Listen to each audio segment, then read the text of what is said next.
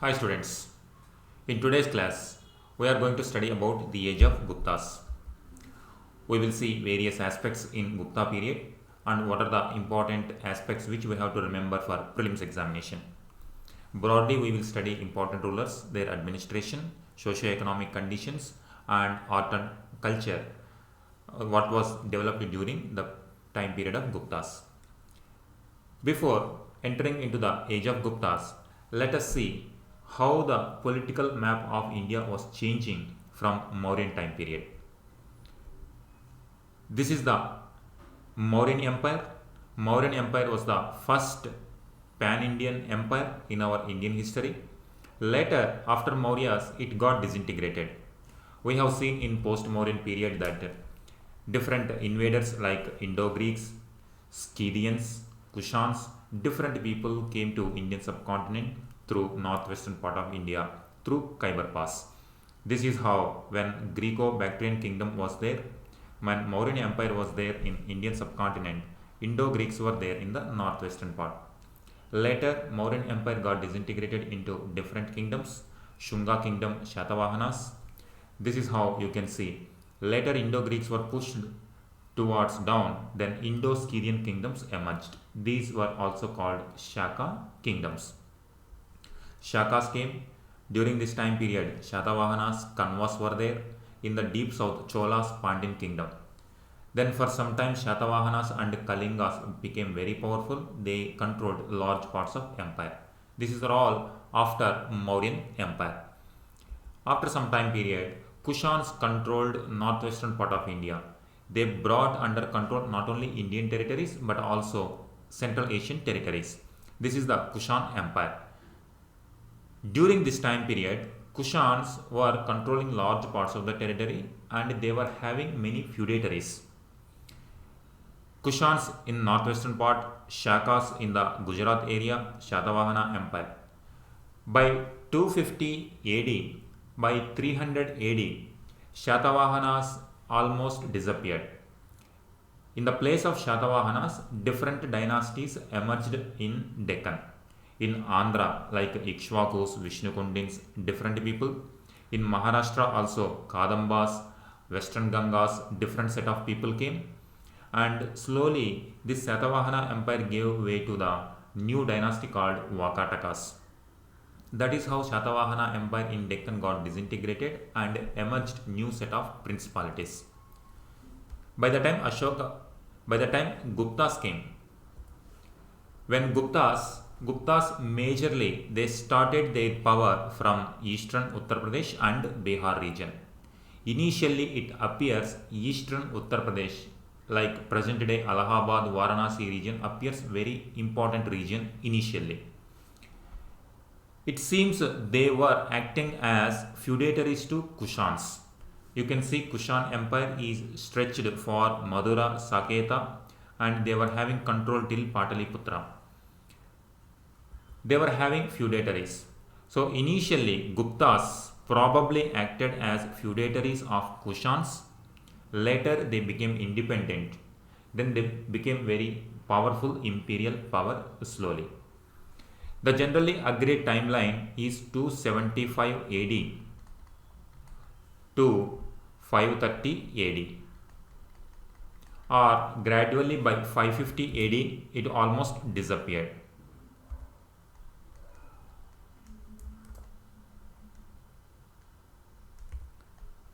Five fifty 275 AD to 550 AD. That means 3rd century AD to 6th century AD.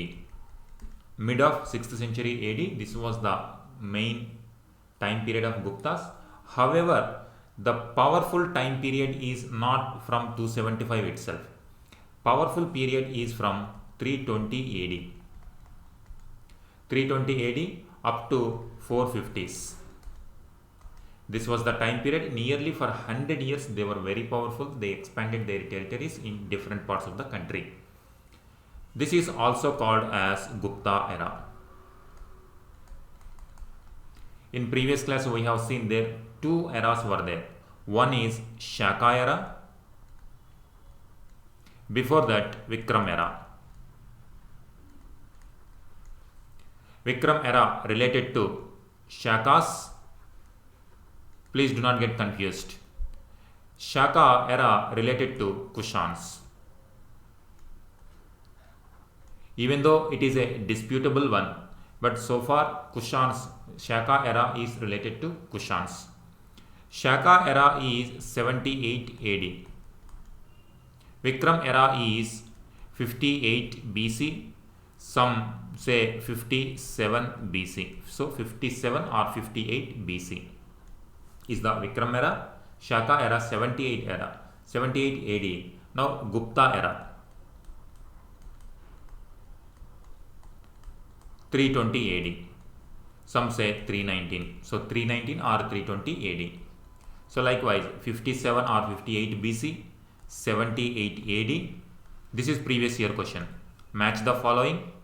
What is Shaka era? What is Vikram era? What is Vikram era or Vikram Samvat?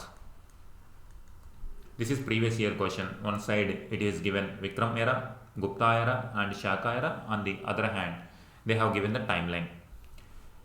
320 is the real foundation of Gupta Empire. This part is clear. Now we will see how at maximum extent what kind of territory, what extent they were powerful. This is the Gupta Empire. Now you see this is the Gupta Empire. They controlled almost northern part, and in the Deccan also they controlled the coastal area. Now the Vakatakas, after Shatavahana dynasty disintegrated, and in that place many principalities emerged. Vakatakas one of them. Then Kadambas, gradually Chalukyas, Pallavas, they emerged gradually. In the south, Kalabara, Chera, Pandya, Chola, these people were fighting, and sometimes Kalabras were very powerful, sometimes Pandyas were powerful, and for some time Cholas were powerful. This is the political structure from 320 to 550 BC. This is how you have to see that maximum extent this is the area commanded by Guptas. This is less than Mauryas. This is what you have to observe here. When you compare with Mauryas, Mauryas were controlling entire subcontinent, leaving deep south. And in fact, they were controlling present day Afghanistan, Pakistan areas as well. So from Pakistan, from Afghanistan area, from Kandahar region to till Bangladesh in the eastern side, and till southern Karnataka or till Mysore in the Deccan. That was the extent of Mauryas. They were known for centralized administration. When it comes to Guptas, no doubt after Mauryas, this much land or territory controlled by single dynasty means that's a very great thing. And after Mauryas, we have seen different invasions took place, different kingdoms emerged, decentralized political setup was there after Mauryas. Once again, Guptas tried to brought many small feudatories and under one control. Once again, they tried to bring a kind of centralized, however, it was not called as centralized administration. Only some parts were directly under Gupta's rule, remaining parts under feudatories. The characteristic of Gupta is decentralized one. Overall, the characteristic of polity, Gupta's polity is decentralized one. The characteristic of Mauryan polity and administration was centralized character. This is one difference which we have to remember when it comes to Mauryas and Guptas. And you see that territory, always start with the Indian map, and you see what kind of kingdom, what kind of territory under Maurya's control, at what extent Guptas could enhance and extend their empire. Along with Guptas, other powerful rulers like Vakatakas were there. In the south, Pallavas, Pandyas, Kalabras, they were also there during that time period. Now we will start with important rulers. First, Sri Gupta, then Ghatotkacha, two people were there. They laid foundation for Gupta dynasty. It appears Guptas belong to Vaishya community or Vaishya Varna system. From Shunga period onwards, Brahmanical revivalism took place. Once again, Varnashrama Dharma or Varna order took the important discourse in Indian society. Brahmana,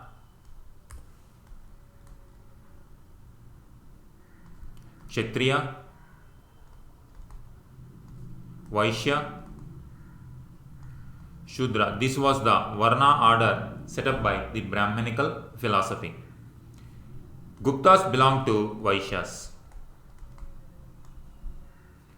How they extended into Kshatriya clan is an important question for history. Historians tried to answer this. Initially, Sri Gupta and Ghatotkacha were the initial founders of Gupta dynasty. Later, when Chandragupta won, confusion comes. Chandragupta Maurya is different. Mauryan dynasty. Here, Chandragupta.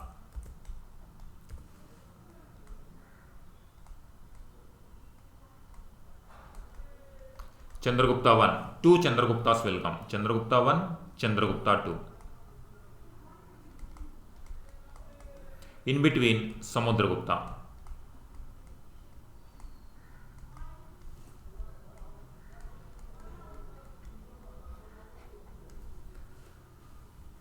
Chandragupta 1.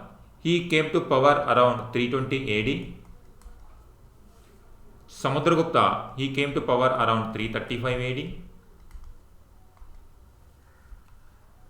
Chandragupta 2 around 380. This is the time period. Now you can see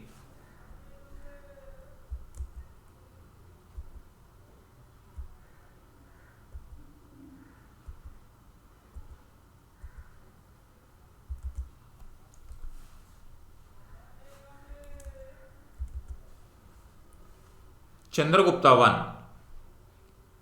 Initially they were from Vaishya community. However, in order to improve the social status, they married a Kshatriya clan. He married Chandragupta 1, married a Kshatriya princess from Lischavi. You can find Lischavi, Vaishali. In our history, Lischavi is important during Mahajanapada time period also. This is a republic. Kshatriyas were there. From this region, Vardhaman Mahavira also came.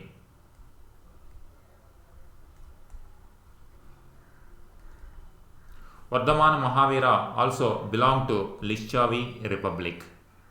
That's how Lischavi is important for our history. During Jainism, when we are dealing with Mahajanapada period, we talked about this one.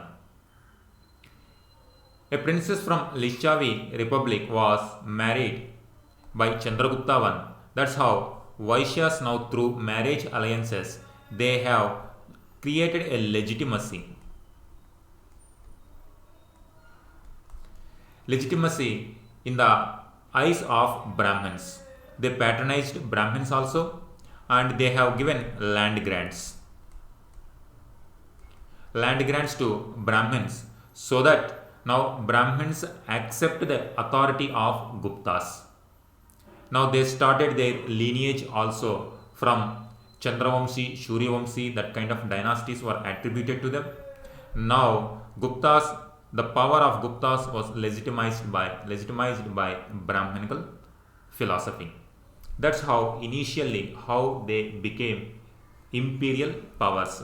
First they established the legitimacy, then they started conquering different areas.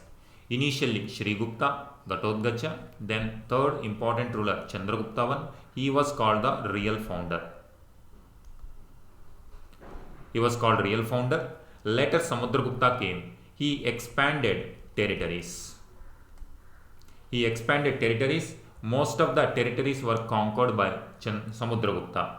And after him, Chandragupta II came. Chandragupta expanded his territories mostly to Western India. He was popular for driving out Shakas or defeating Shakas. For this purpose, he also assumed title Vikramaditya.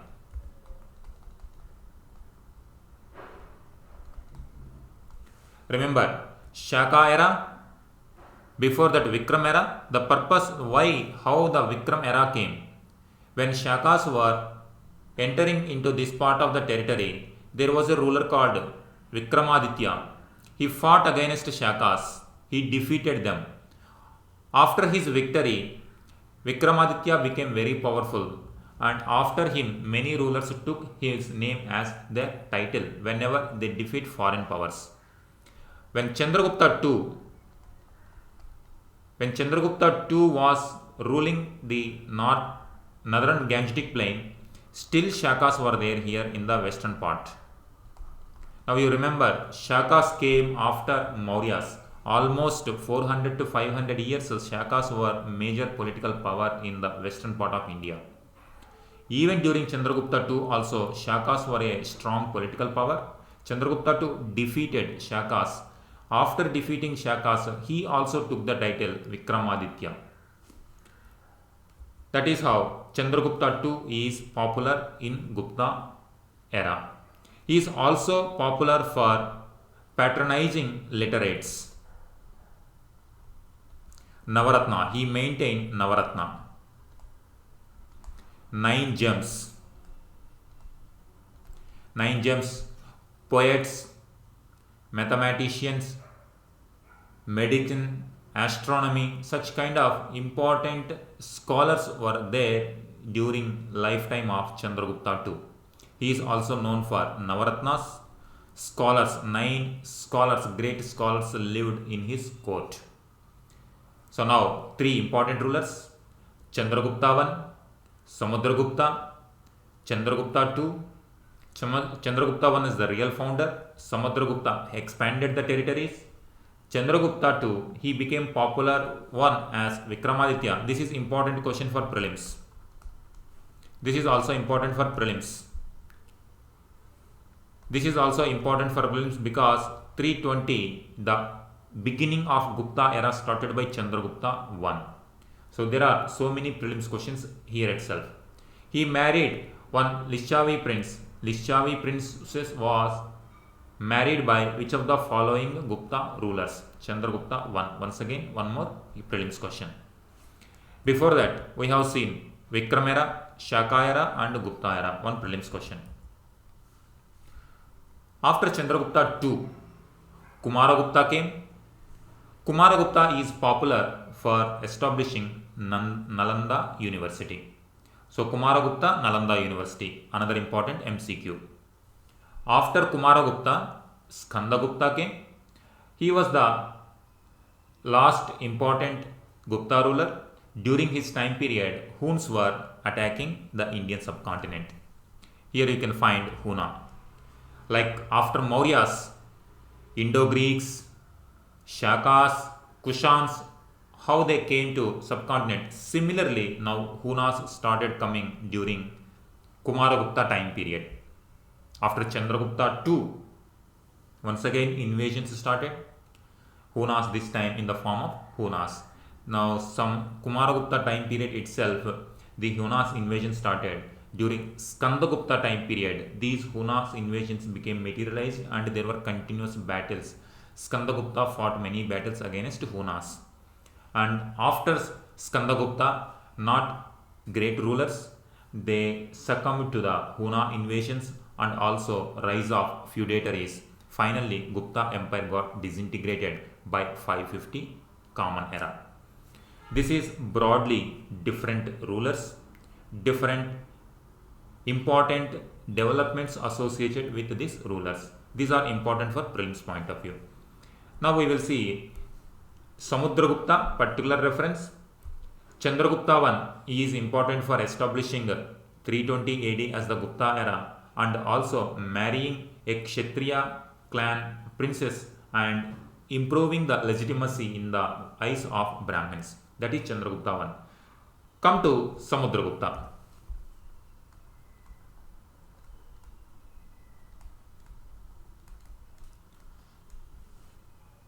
Before the rise of Guptas, as we have seen, there were so many principalities. Kushans, when Kushan power declined, different principalities emerged in the Gangetic plain. Let us take India map.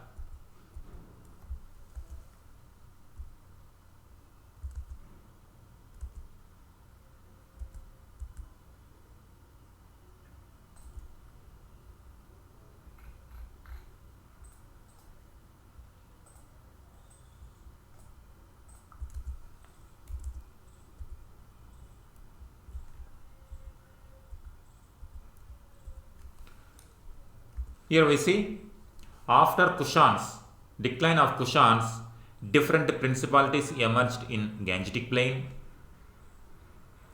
Now in central part, Rajasthan area, then this part, they were called Aryavarta. Aryavarta, some central powers, Atavika Rajas,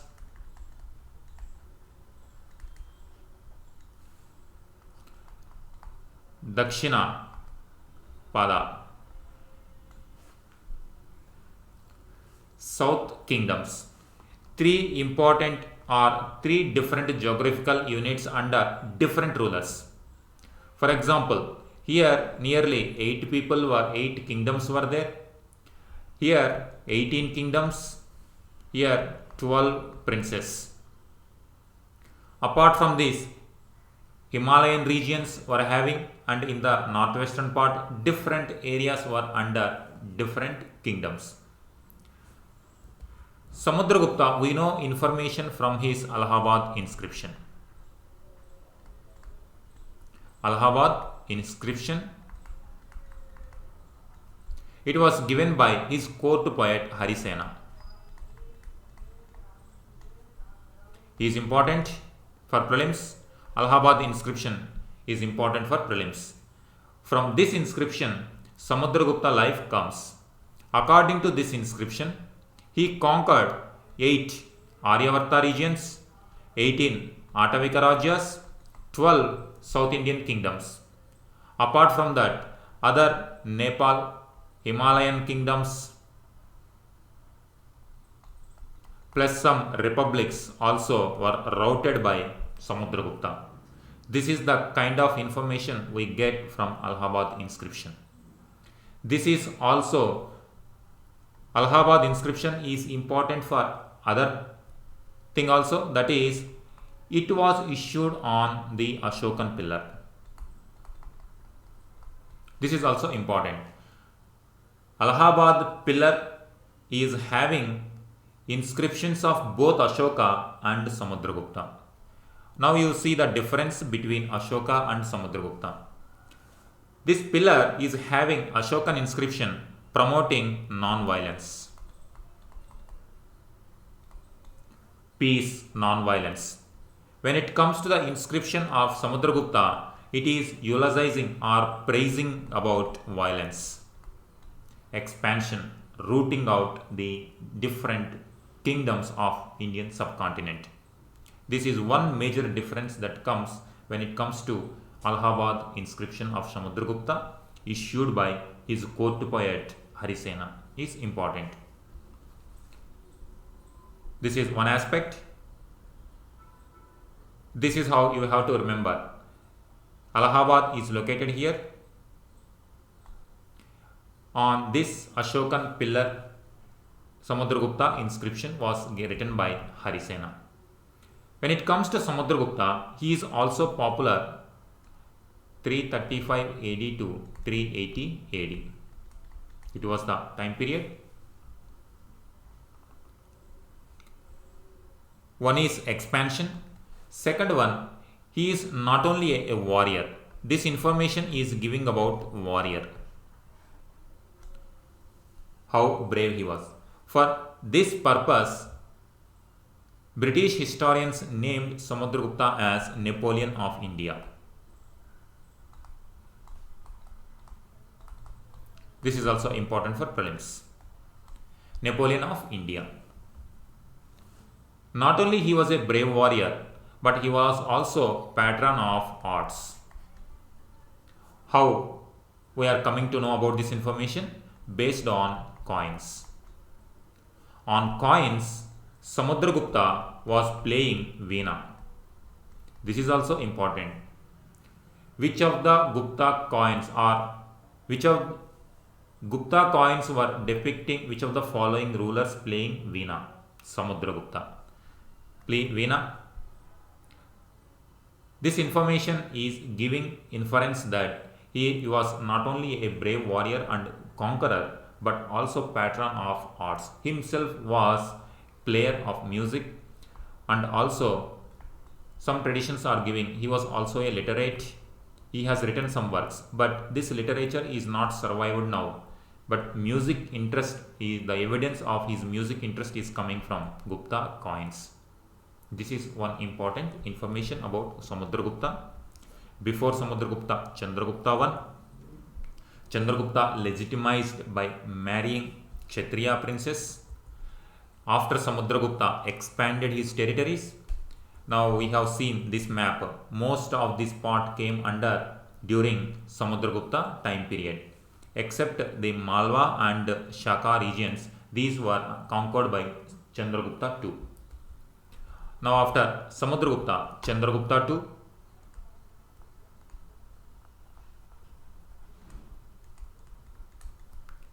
Time period is 380 to 412 AD. Do not worry about these timelines.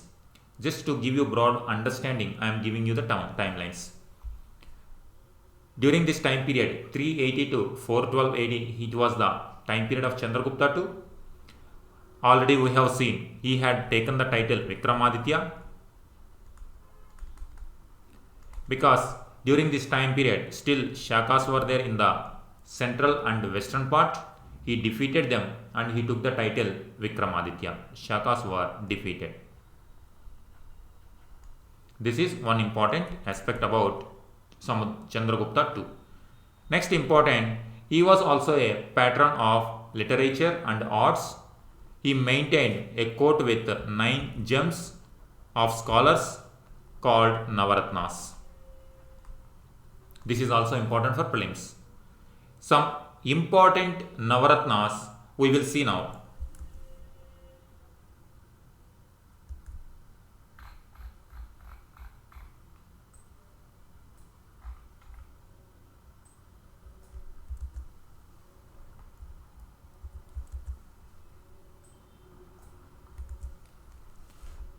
These are some of the Navaratnas who were there during the court of Chandragupta II. Kalidasa, Amarasimha, Dhanvantari, Shushruta, Varahamihira. Now you see these two belong to medicine, poets, grammar, Varahamihira, mathematics or astronomy. This is giving the evidence how Indians were literate by this time period. This is what we have to observe. It shows the literature or the education quality in India, the level of education that was there in Indian subcontinent, the kind of interests the Indian educated people were showing, the kind of interest in sciences. This was a kind of all-round development when it comes to literature and development of science. This is the reason Gupta era is also called as classical period, classical age, classical time. Classical means they set very high standards. For example, Kalidasa, he has written he has given great literature. He contributed for Indian culture with his great writings. After Kalidasa, every literate wants to reach the status of Kalidasa. So that means Kalidasa's status is the highest standard. Many people set that kind of standard during Chandragupta II time period. This is also called classical time, classical age. When it comes to literature, Kalidasa, Amarasimha, he has written a grammar or dictionary of Sanskrit, Amarakosha. Dhanvantari, physician, Sushruta Samhita related to medicine. Varahamihira wrote about astronomy in the form of Panchasiddhantaka, Brihad Samhita and Brihad Jataka. Such kind of great literature developed during his time period. This is classical time period. There is one more debate, that is, it is a golden era of Indian history. Whether it is golden era or not, we will study now. But definitely it is a classical time period, classical age when it comes to art and culture. This is one important aspect. Evidence of classical age is the time period of Chandragupta II was the age of many great scholars like Kalidasa, Amarasimha, Dhanvantari, Sushruta, Varahamihira. Each and every part can be a prelims question. Can be asked as MCQ in any format. While studying about post-Mauryas, Pushyamitra Shunga and his son Agnimitra, we have studied about Kalidasa also. Kalidasa has written one more book, that is Malavikagnimitra.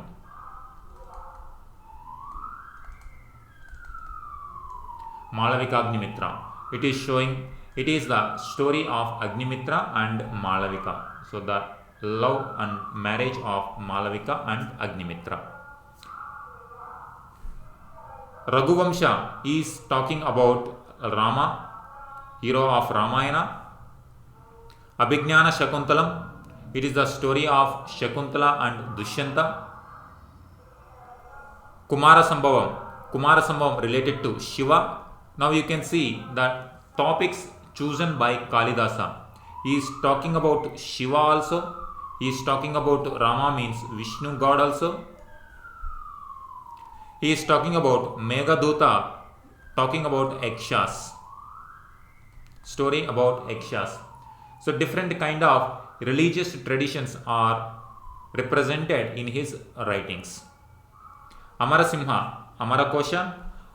Here we have to remember with other grammarians. Let us see now. Amarasimha, this is previously in 2020 itself, Amarasimha was given. How the question was given? Amarasimha is a contemporary of Harshavardhana. It's a statement, true or false statement. You have to choose the right option. Amarasimha was the contemporary of Harshavardhana. It is the statement given in 2020 prelims. But he is contemporary to Chandragupta II. This is how in any aspect UPSC can ask the questions in this table. Amarasimha. When it comes to Amarasimha, he is related to grammar and Sanskrit dictionary. Before him, Patanjali. He has written commentary on Panini's grammar. Before him, Panini. He has written a Sanskrit grammar, that is Ashtadhyayi. This is during Magadhan Empire or during Mahajanapada time period. Mahajanapada or post Mahajanapada time period. Patanjali, he has written a commentary on Ashtadhyayi, that is Patanjali Mahabhashya. It was during Shunga time period. Now you see how Sanskrit is evolving over a period of time. Mahajanapada time period, then Shunga time period, then Gupta time period. This combination also can be asked as prelims question. They can ask Amarasimha is a contemporary to Harshavardhana, Patanjali was a contemporary to Chandragupta too. So like that they can ask, but Patanjali was a grammarian who was contemporary to Shunga time period. Amarasimha was contemporary to Gupta time period. Panini, there is no exact date, but most importantly, the book Ashtadhyayi. Ashtadhyayi, it was the attributed, this is the grammar book attributed to Panini. When it comes to Amarasimha. When it comes to Dhanvantari and Sushruta, we have to join these two people with one more great physician, that was Charaka. Charaka Samhita, he belonged to Kushana time period. Always in our history, whenever a particular physician comes, always remember in the group format who are the other physicians before them and who are the important physicians after them. During Gupta time period, Dhanvantari and Sushruta. During Kushana time period, Charaka. If we remember during Bimbisara time period, who was Bimbisara? Initially, when Magadhan Empire, Magadhan Mahajanapada is emerging as Magadhan Empire, Bimbisara and Ajatashatru provided a strong leadership. He was also a contemporary of Gautama Buddha. During his time, there was a physician, he was called Jivaka. Jivaka, he also treated Bimbisara, he also treated Gautama Buddha as well. We have to remember Jivaka, Charaka during Kushana time period, then Dhanvantari, then Sushruta. We have to always remember these people in combination. UPSC can ask, UPSC will not give only one question. It is asking multiple statements, 2 or 3 statements, and in 1 or 2, 3 statements, they can mix these kind of related people in one question. Varahamihira astronomer. Others, there are other people like Aryabhatta, Brahmagupta, Bhaskaravan.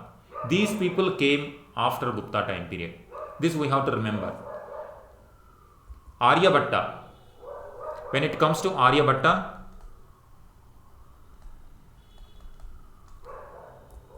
Varahamihira was there.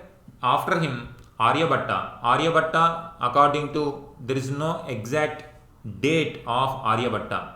But based on the writings of Aryabhatta, in one of his writings, one of the references, he was working in Nalanda University. Nalanda University was established by Kumaragupta. Kumaragupta time period is after 412 AD. That means after 412, he was working in Nalanda University, means he established after 412 or 420. Then he must be there after 450 AD. We do not exactly know he was serving under whom. Aryabhatta, however, Aryabhatta was also there during Gupta time period. He has written book Aryabhattiyam, and zero was invented. This is once again a debatable question. Whether zero was invented by Aryabhatta or some other unknown Indian scientist, we do not exactly know. But most of the references are giving zero is invented by Aryabhatta. He has one who gave heliocentric theory.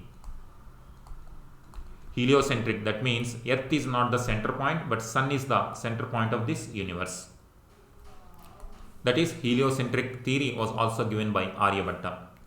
After Aryabhatta, Brahmagupta, then Bhaskaravan. However, these two do not belong to Gupta time period. They come after Gupta. However, we have to remember them in group format: Varahamihira, Aryabhatta, Brahmagupta, and Bhaskaravan. Some important mathematicians and astronomers we have to remember in group. Physicians in group, then important literates in group, important grammarians in group. These are different aspects about Chandragupta II. All these are coming because during Chandragupta II time period, great scholars were living in his court These were called Navaratnas. We have given some important Navaratnas of Chandragupta II. After Chandragupta II, Kumaragupta came.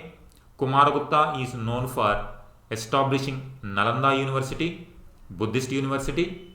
Then after that, Skandagupta came. Skandagupta mainly known for his fightings against Hunas. Skandagupta. This is how we have to see. First Chandragupta I, Samudragupta, Chandragupta II, Chandragupta II, after Chandragupta II, Kumaragupta, then Skandagupta. Chandragupta II is known for one more aspect. Like in case of Chandragupta I, he raised his prestige by marrying a Kshatriya clan princess. Similarly, Chandragupta II also followed marriage alliance as political tool. He married his daughter to Vakataka prince. You remember this. Vakataka are separate kingdom. Chandragupta II married his daughter to a prince of Vakataka. However, that prince died soon. His daughter virtually controlled Vakataka kingdom. That means Chandragupta II indirectly controlling Vakataka kingdom through his daughter. This is also important aspect about Chandragupta II. Chandragupta II, Navaratnas. Then Vakataka kingdom was ruled indirectly through his daughter during his time period. And also he was the one who drove Shakas. For this he has taken the title Vikramaditya. So all these are developments that took place during Chandragupta II. Before him Samudragupta, he expanded his territories. These are different rulers, important rulers when it comes to age of Guptas. When we study about economy and society, let us connect what was the development during post-Mauryan period. Because society, economy, art and literature, they did not develop all of a sudden. It was in continuity. Society, either it degrade or improve based on the previous condition. Economy also same thing. When it comes to art and culture also, based on the existing themes and philosophies of the society, it is manifested in the form of art and culture. Now we are moving to the other dimensions of Gupta time period. These are also important with respect to both mains and with respect to MCQ as well. So far we have dealt with different rulers and their contribution and important events related to these rulers and how UPSC can ask MCQ questions in many areas. Now we are coming to we have done important rulers. Now we will deal with administration, socio-economic condition and art and culture.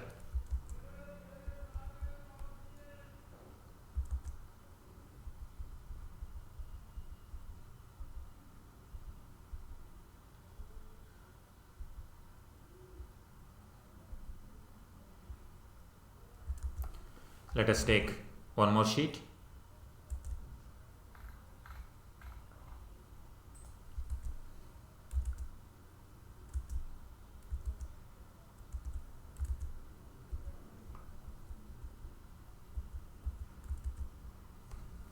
Here we take the Indian map.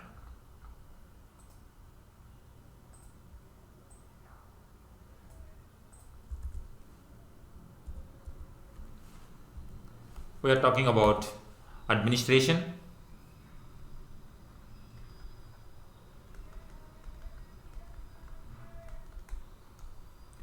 Administration wise, here they have divided the entire kingdom into different segments. Initial entire kingdom, king was the authority that we call as Rajya. Rajya was divided into different Bhuktis. Bhuktis were headed by Uparika. Again, Bhuktis divided into Vishayas. Vishayas were headed by Vishayapati.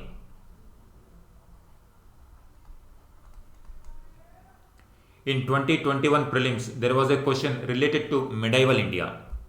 They have asked, arrange the following administrative units.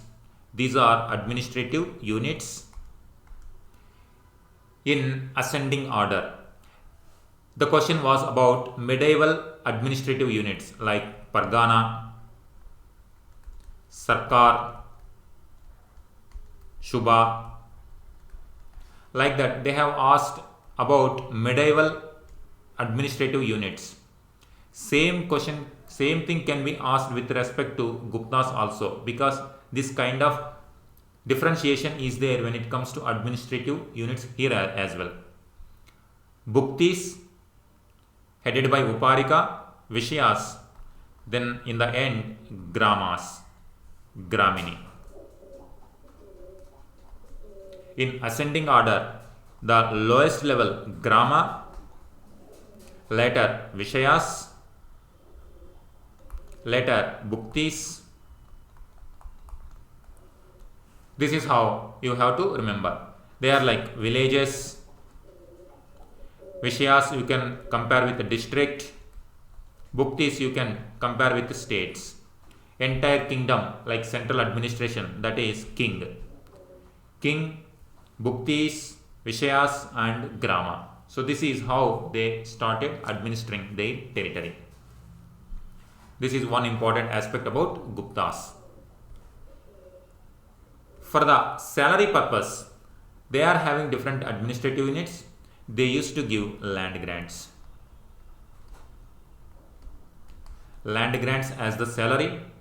They gave lands and asked the people to extract revenue from the land and administer the given administrative units. This is one development. For the first time in our history, Shatavahanas, they started giving land grants to Brahmanas. Now this tradition, not only for Brahmins, for other officials also, this practice was started. Instead of giving salary in the cash, they started assigning land grants to the officials. This is one important aspect about administration of Guptas. Next we will see economy.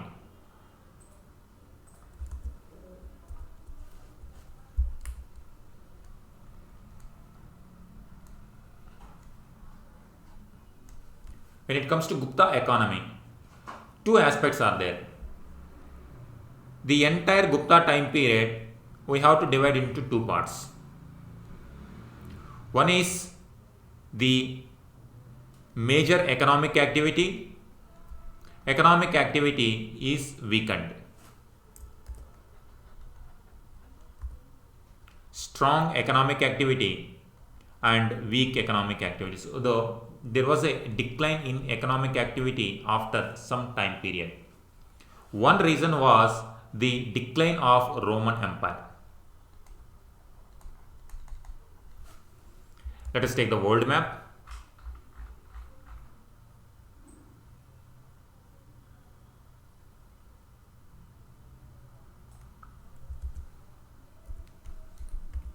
Here there was Roman Empire.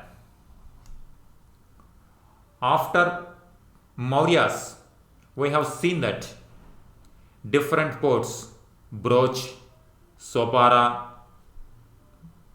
Mujiris, Korkai, Arikamedu, Machilipatnam, Tamralipti, different ports developed after Mauryan time period. They used to trade with Roman Empire. During this time period, Roman Empire was very powerful one. Roman Empire succeeded after Alexander Empire. Alexander or Greek Empire or Hellenistic Empire. After Greeks, Romans expanded their territories and they became extremely powerful. They were controlling large territories, they maintained law and order, they maintained strong economy, and this strength of Roman Empire helped Indian traders also to do more trade, like spices, textiles. Post-Mauryan period. All these developments are post-Mauryan time period. There was so much gold coming towards India. There was a writer called Pliny. He said that Roman gold is draining towards Indian subcontinent. He mentioned it. Gold is moving towards Indian subcontinent. This shows how the vibrant the trade between Indian subcontinent and Roman Empire. This is with respect to ocean. With respect to land also, it was the Indian subcontinent or Kushans were controlling the Silk Route. Silk Route again connecting China with Europe. Kushans were imposing toll taxes on the Silk Route. Once again, they are getting a lot of wealth from the northwestern part of India. On both hands, so in the northwestern part of India, wealth is generated. In the southern part, through strong ports, wealth is getting generated. Post-Mauryan period was a rich one with respect to economic development. This tradition continued even in Gupta time period for some time period. That is why always we have to remember what happened in the previous age. We cannot suddenly stop. Most of us, what we do, Mauryan students do read Mauryan age, Mauryan period. Then they skip the post-Mauryan age. They directly go to Gupta age. Because of this disconnectivity, we cannot easily understand the developments in Gupta. Because of post-Mauryan period is having a strong economy that continued for some time period, even during Gupta time period also. Till the time period, Roman Empire was strong. After some time period, Roman Empire got disintegrated into two parts, Western Roman Empire and Eastern Roman Empire.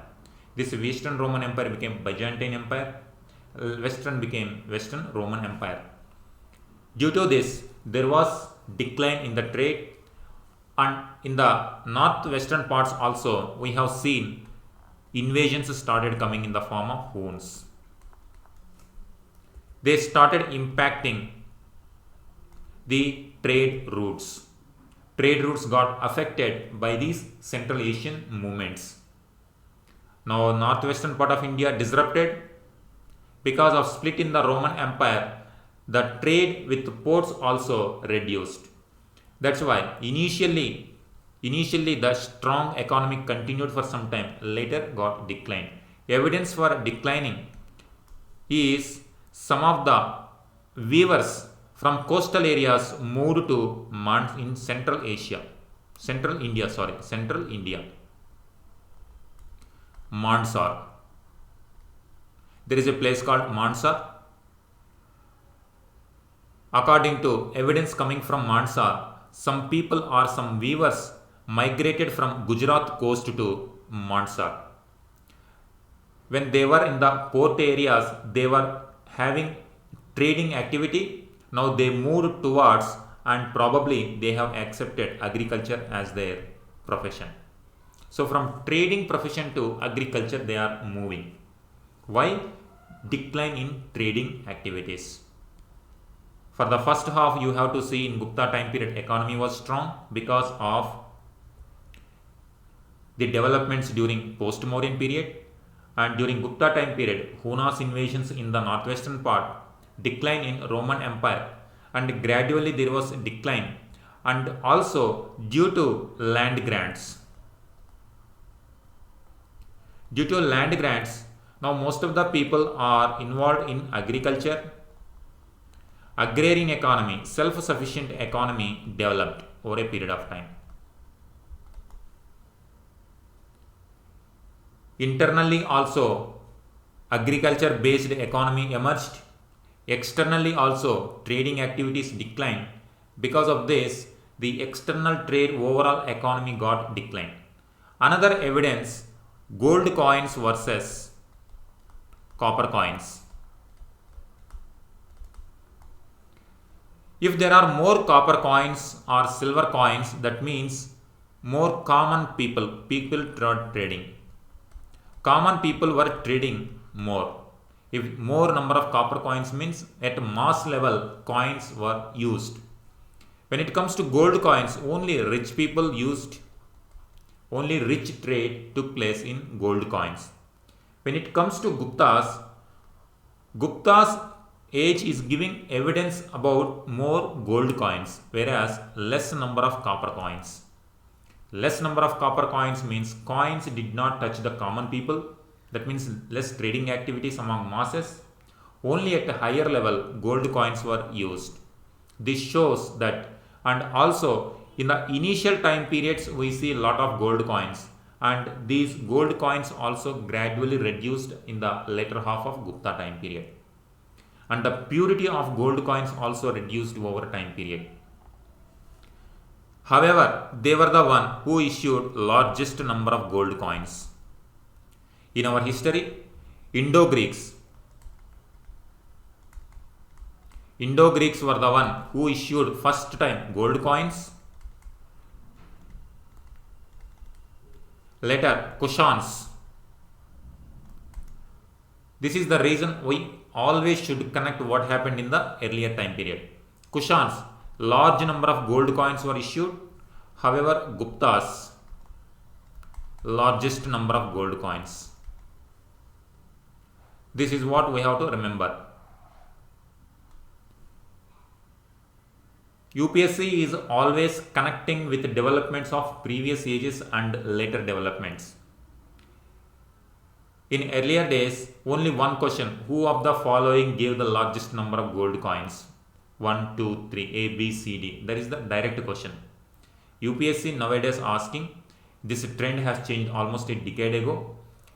Since decade, UPSC has changed questions in a way that it is not only asking straightforward questions. Some questions are straightforward, but many are interconnected with other ages. If you take gold coins, you should not remember only for Guptas. You should remember what happened in previous times as well. What happened during Kushans, what happened during Indo-Greeks. Before that, we did not have gold coins, but punch marked coins we have. Punch marked coins we have seen during Mahajanapada time period itself. Mahajanapada time period, and also Mauryans used punch marked coins. Later gold coins, largest number of gold coins were used by Guptas. However, the purity of gold coins also gradually reduced. At mass level, the usage of copper coins less. Mostly they were using barter system. This shows in the initial stages of Gupta Empire, strong economy was there. In the later part of Gupta Empire, weak economy was there. That means weak economy in the sense the urban economy and trading economy gave way to agrarian based economy. Evidence: Mansar inscription. Weavers from Gujarat area moved in interiors of India, and probably they have taken the profession of agriculture.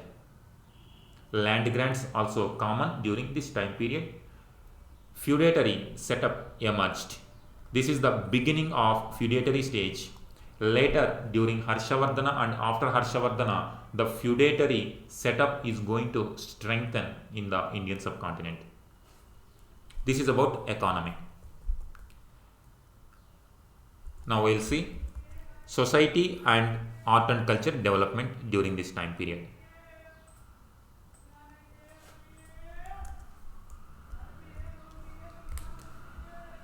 When we are talking about society, again we have to connect with the previous ages.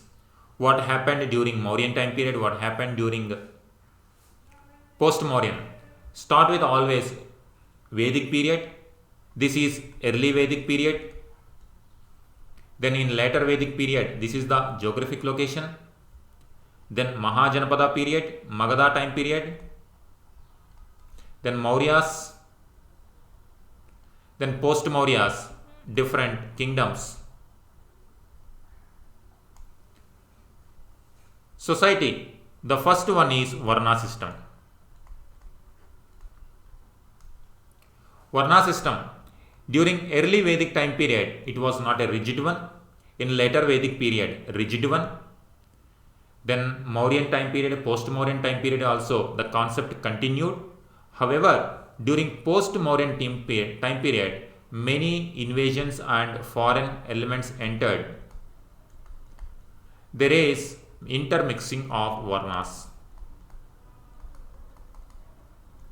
Intermixing. Some were given Kshatriya status, like many foreign warriors, they were given Kshatriya status, and many people they settled in these parts, like for example Shakas, Indo-Greeks, Shakas, Kushans, they acquired Kshatriya status. However, they were given low origin. Degraded Kshatriya clan was given. This is how now the base of Kshatriya Varna enlarged during post-Mauryan time period. This tradition continued during Gupta time period also. Now after post-Maurya, now this time Hunas also came. Hunas were also accommodated as Kshatriyas. This is one aspect. And also we have seen how Gupta themselves, even though they belong to Vaishya Varna system, how they have improved their status to Kshatriya level by marrying Kshatriya princes. When it comes to Kshatriyas, when it comes to Vaishyas, these are the developments. That means there is a kind of accommodation of new elements in the existing Varna system. When it comes to Shudras, Shudra status is improved. Why it is improving? One is due to land grants. One is due to land grants. Another one is due to change in the Brahmanical approach itself to establish Brahmanical religion more into different sections of people. Why? During Mahajanapada period, Buddhism, Jainism, they became important anti-Vedic religions. They countered Vedic Brahmanical system. In the post-Mauryan time period, Brahmins revived their authority, revived their philosophy. They wanted to give more humane approach, non-violent approach. Non-violent philosophy now started developing in the Brahmanical community. They wanted to entrench this non-violent philosophy into broader sections of people. This is one area. Another one, land grants. More land grants means more agriculture. More agriculture means more number of Shudras are required to work in agriculture. Their status improved comparing with previous ages. Earlier Shudras were seen as slaves, servants, laborers. Now they have given a respectable position in society. This is one development with respect to Shudras. With respect to Kshatriyas, accommodation. With respect to Shudras also, accommodation. With respect to Vaishyas also, accommodation is given. However, when it comes to society during Gupta time period, we have to remember untouchability. Untouchability became a great evil in our Indian society. Fahian, he was a Chinese traveler who came from China, visited during Chandragupta II time period. Remember Chandragupta II, many things are there associated with Chandragupta II. Navaratnas, Vikramaditya, Vakataka kingdom was controlled. During his time period, Fahian visited. He particularly mentioned about untouchables. He said the degrading condition of untouchables. So this is the rise of new class untouchables. This is seen during Gupta time period. On one hand, accommodation of Varna system, on the other hand, degrading of certain sections of people in the form of untouchability. This is related to Varna. When it comes to women, the evidence of sati practice also for the first time coming from Gupta time period in the form of Iran inscription. Iran is located near present day Vidisha or Ujjain, Vidisha or Sanchi, Madhya Pradesh. From this inscription, we are getting evidence of sati practice during Gupta time period. This is also important, Iran inscription. Iran, not I, it is E or AN, Iran inscription. Sati when it comes to women, when it comes to Varna, Kshatriyas different intermixing, Shudras improved land grants, untouchability is the major form of evil started. This is the reason when some historians termed Gupta age as golden period of history, they have shown untouchability as the evil. Now this was the attribute of Gupta empire. This means this is not a golden period for all people. Golden period maybe for some people. We have seen in case of trade also, only gold coins only limited, not copper coins. Copper coins more means more common trade. Golden era only for rich people. For the lower section it is not a golden era. However, when it comes to art and culture, definitely it is a classical age. This is about society. Now we will come to religion, art and culture.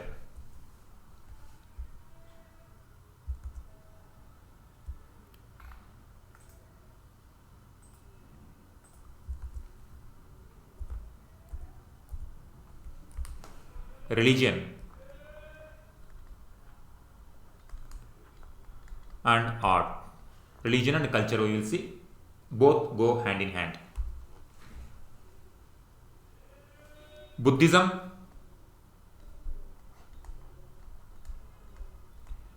Jainism, they continue. We have seen during Mauryan period also, we have seen in post-Mauryas also, now in Gupta time period also, it will continue.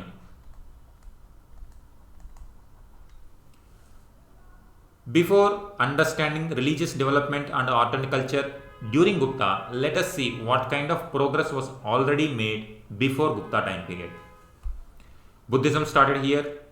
Jainism, this is the birthplace of Buddha, birthplace of Vardhamana Mahavira. They strengthened. Now it reached during Shatavahana time period. Ajanta, Buddhist caves,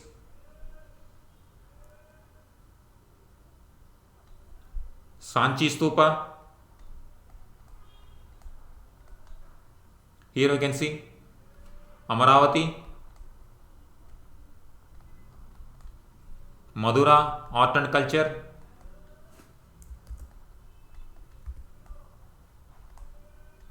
Gandhara. In post-Mauryan period, Buddhism reached in different parts of the country. Similarly, Jainism also, Mysore, Shravanabelagola, Karnataka,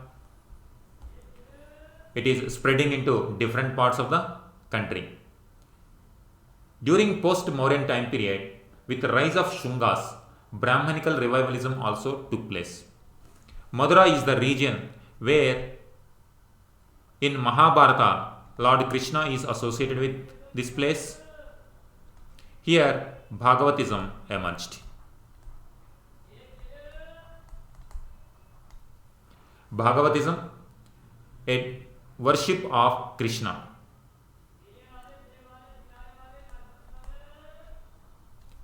Later, it moved even till Deccan as well.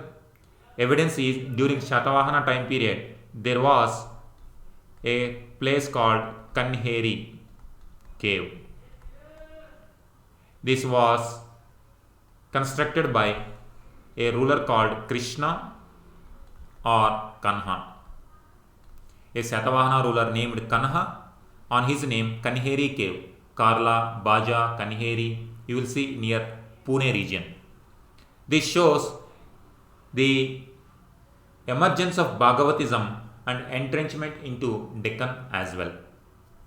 Bhagavatism, during this time period, not only Krishna, three avatars, different avatars, during later Vedic time period itself, Brahma, Vishnu, Shiva, the trinity of God concept emerged.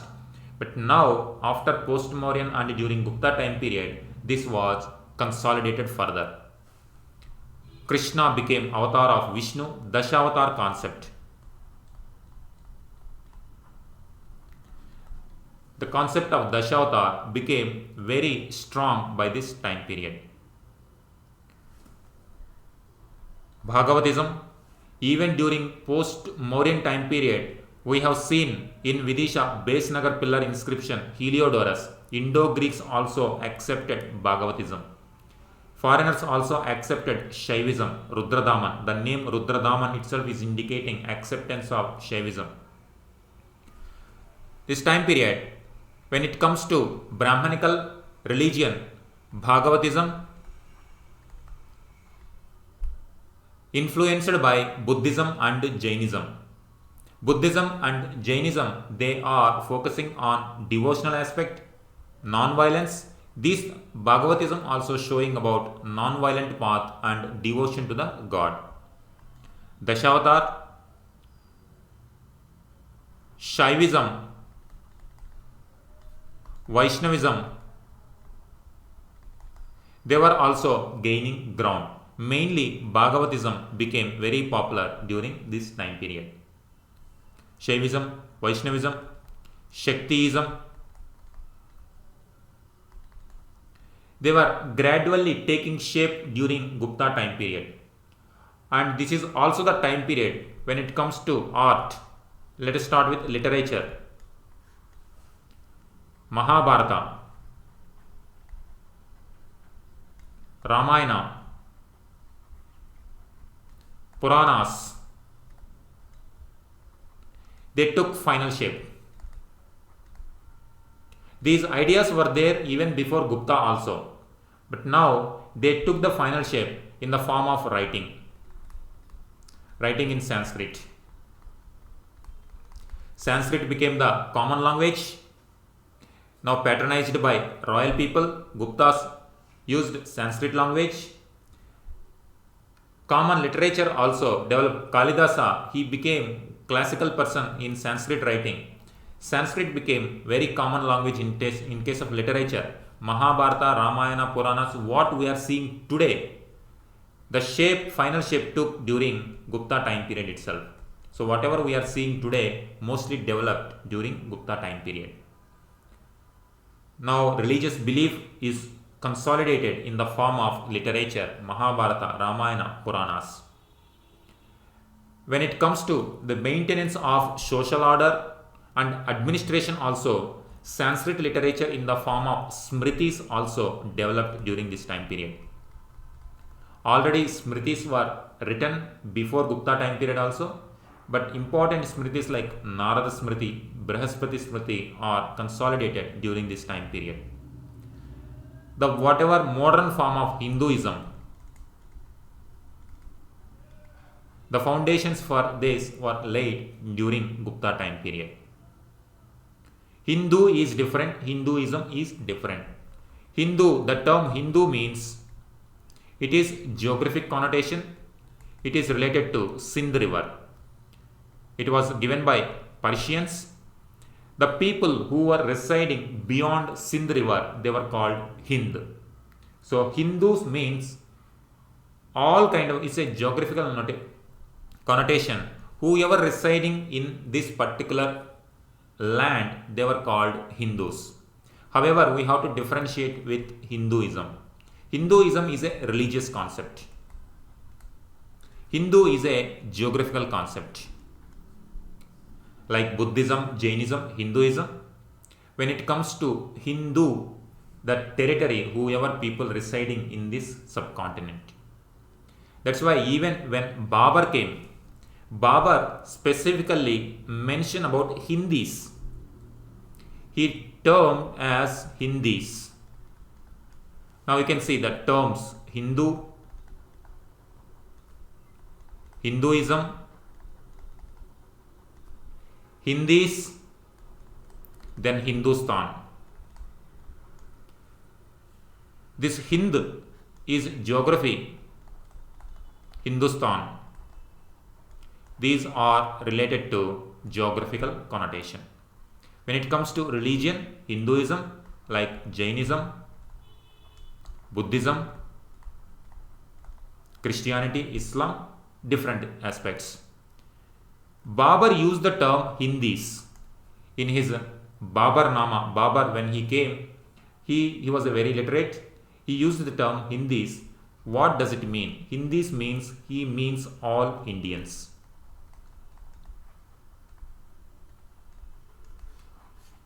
All Indians. So this is how different terms we will get in our history. Hindu, Hinduism, Hindustan, Hindis. Here the Hinduism now took the classical stage, or it is taking consolidated stage during Gupta time period. This is about religion. When it comes to art, when it comes to literature, this kind of in the form of sculpture and architecture also, this age saw a different developments. Now we will see now.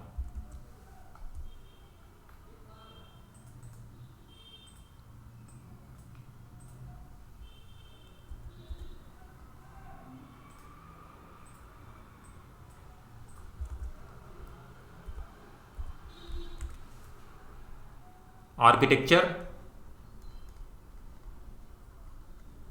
and other cultural significance. This is the time period, as we have seen, Bhagavatism is taking shape, Dashavatar concept is taking shape. Now in the form of architecture also, this is visible.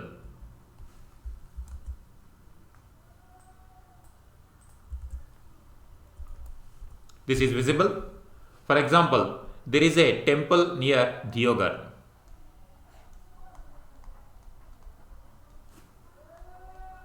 Deoghar temple near present day Jhansi, where a Vishnu image is sculpted in the form of the sleeping position of Vishnu on snake bed. Dashavatara temple. This is Dashavatara temple.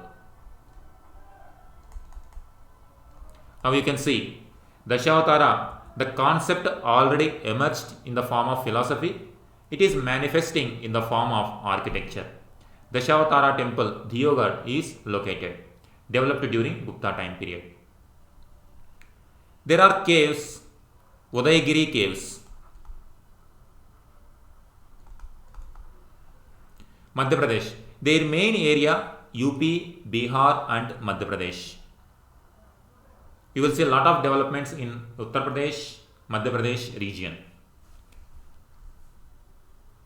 Deoghar temple, Dashavatara temple, Udayagiri caves, it is famous for a sculpture that is Varaha avatar. Varaha avatar, Bhor. When Lord Vishnu took the incarnation of Bhor, he saved the earth. This is represented in a colossal sculpture. This sculpture is visible near Udayagiri caves. This is important for prelims. This is important for prelims. Now you see the philosophical concept, then see the kind of development during this time period. Udayagiri caves, Varaha avatar, Dashavatara temple, Deoghar. Not only Hinduism related developments took place, in case of Buddhism also developments took place.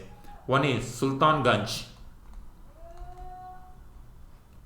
Sultanganj Buddha, famous for bronze sculpture related to Buddhism. And paintings also developed during this time period, mostly in Ajanta caves. Mural paintings. Initially, Ajanta caves were sculpted during Shatavahana time period. The tradition continued from Shatavahanas to Vakatakas, Vakatakas to Gupta time period. Gupta time period, we see many sculpture, mural paintings. Famous Padmapani Buddha painting was painted during Gupta time period.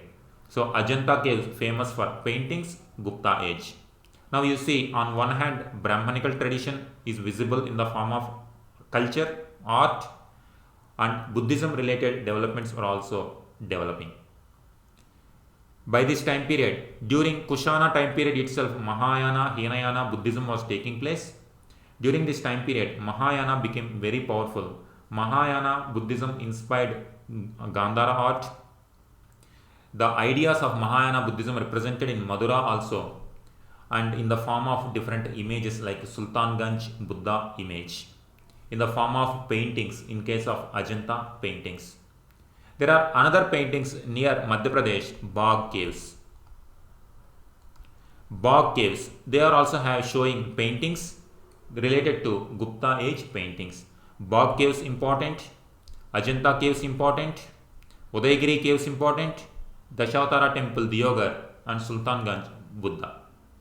These are different developments with respect to architecture, painting, sculpture. These are various aspects related to architecture, art and culture. We have to study religion and art and culture go together. If we know what kind of religious developments were taking place, linking religious philosophy with other forms is easy. This is about religion. And now decline. Already we have seen when Hunas came. After Hunas, they have weakened the northwestern territory.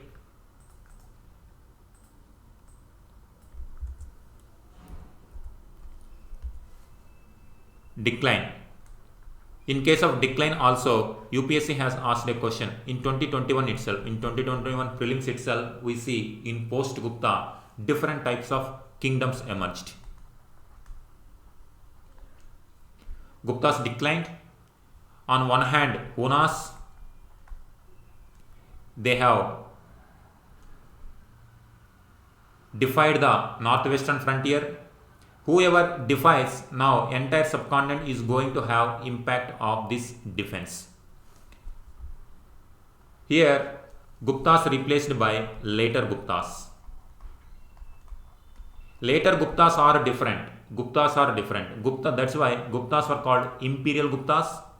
Later Guptas are probably feudatories, or there is no exact information about the relationship between later Guptas and Guptas. Then here Maitrakas,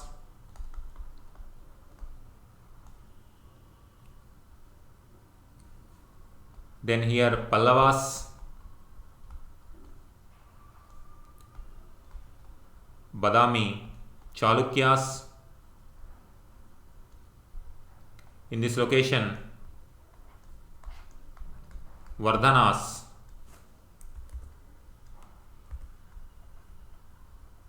from Vardhanas, Harshavardhana came. Maukaris, here Gaudas. Here in between different small principalities like Kalachuris, Hunas also were there. So different kind of people, different kingdoms emerged. Here Eastern Chalukyas. Kalinga. Now you see once again, before Mauryas, Mahajanapadas, 16 small kingdoms. Magadha became empire. Magadha expanded into large empire. Mauryas, almost entire subcontinent under single rule. After Mauryas, once again disintegration. Guptas, they tried to create a kind of pan-Indian type of administration, but still they could not do it. However, it is commendable that they control large territories. Once again, after Guptas, once again, so many different principalities emerged. In 2021, there is a question that before the emergence of Harshavardhana, after the decline of Guptas, before the emergence of Harshavardhana, what are the important kingdoms in between? They have given about Maitrakas, Maukaris, Vardhanas, Gauda. So like that, you have to remember these kingdoms. In earlier times, students generally ignore this aspect. Nowadays UPSC is giving importance to this, and student has to remember who are the important rulers during this time period. So question was about after the decline of Guptas and before the rise of Harshavardhana, who were the important rulers. So this was the kind of political disintegration that took place after Guptas. We have seen in this, totally we will take a recap. Let's start with the beginning.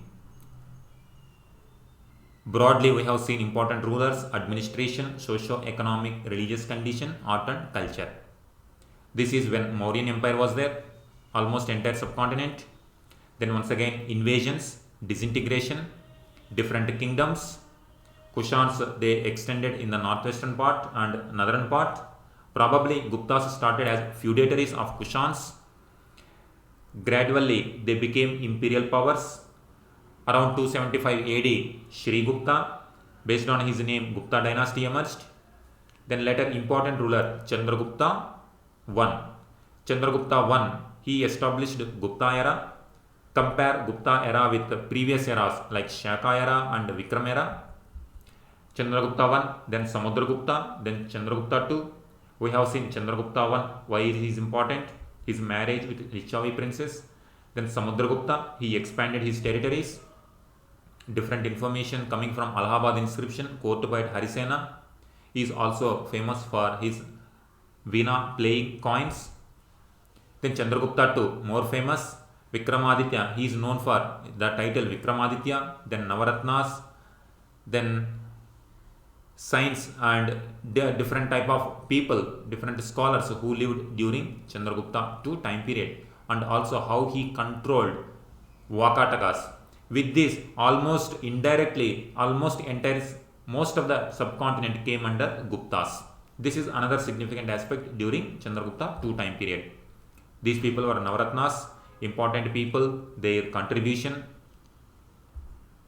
We have seen when it comes to grammar, different periods, in early periods also contribution in case of Sanskrit grammar, in case of physician medicine, and administration wise different type of administrative units. Economy, initially it was good, later declined. The reasons we have seen. And society, Varna system, some kind of accommodation. When it comes to untouchability, it is very rigid form of system and also a evil system that developed during Gupta time period. When it comes to status of women, sati practice emerged. This is to differentiate Hinduism and Hindustan, Hindis. Religion wise, different philosophies, Brahmanical religion and along with Buddhism, Jainism, and how it manifested in the form of architecture, painting and sculpture. These are various aspects we have seen. And how decline, after the decline, once again different principalities emerged. After Guptas, Harshavardhana, he tried to integrate most of the northern territories. While he was trying to cross Narmada river, Badami Chalukyan ruler Pulakeshi II defeated Harshavardhana.